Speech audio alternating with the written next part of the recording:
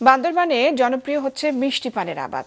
বিশেষ করে মহেশখালীর মিষ্টি পানের জাতের আবাদ বেড়েছে জেলার নাইক্ষ্যংছড়ি, লামা, আলীকদম ও সদরে। এখানকার উৎপাদিত পান চট্টগ্রাম সহ দেশের বিভিন্ন স্থানে যাচ্ছে।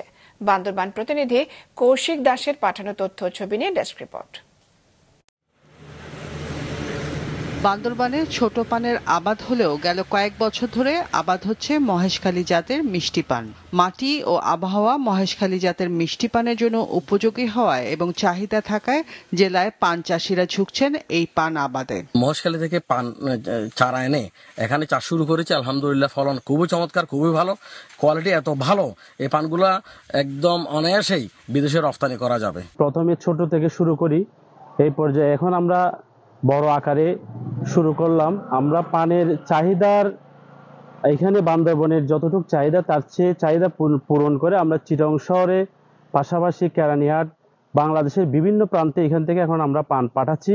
বিভিন্ন জায়গায় বান্দরবনের মধ্যে অনেক পানের চাষ হইতেছে এখন। পুরো জেলায় এই জাতের পানের আবাদ হলেও সদর, নাইক্ষ্যংছড়ি ও আলীকদমে বেশি আবাদ হচ্ছে। চাহিদা ও দাম ভালো থাকায় এবং একবার বরজ করলে 3 মাস পর পর ফসল তোলা যায়, আর এক বরজে 10 থেকে 12 বছর পর্যন্ত ফলন তোলা যায়। জেলার কয়েকশো মানুষ পান চাষ থেকে শুরু করে বিক্রির সাথে সংশ্লিষ্ট।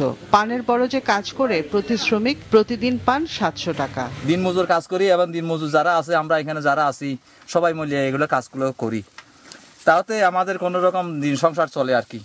দেশের বাইরেও যেন এই পানের রপ্তানি হোক, এইটা আমরা সরকারের কাছে যাই। বড় থেকে ছিঁড়ে আনি, তারপরে এখানে বাস করি, তারপরে চিটাগং, কেরানীহাট এরকম বাজারে বিক্রি করি আর কি। তবে পান এখনো কৃষি বিভাগের তালিকায় না ওঠায় আলাদা করে পান চাষিদের কোনো বরাদ্দ নেই বলে জানান কৃষি কর্মকর্তা। পান নিয়ে আমাদের ডিপার্টমেন্টের কোনো সরাসরি কৃষকদেরকে সাপোর্ট দেওয়ার মতো কোনো কর্মসূচি নাই।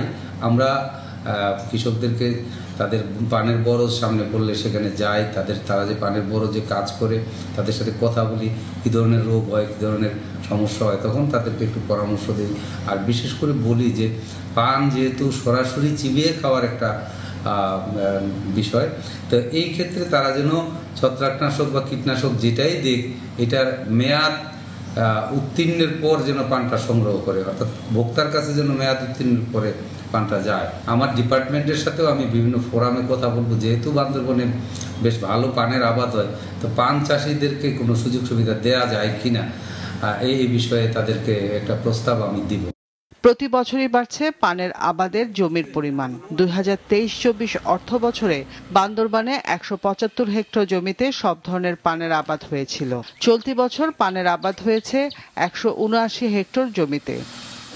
মাছরাঙা নিউজ ডেস্ক।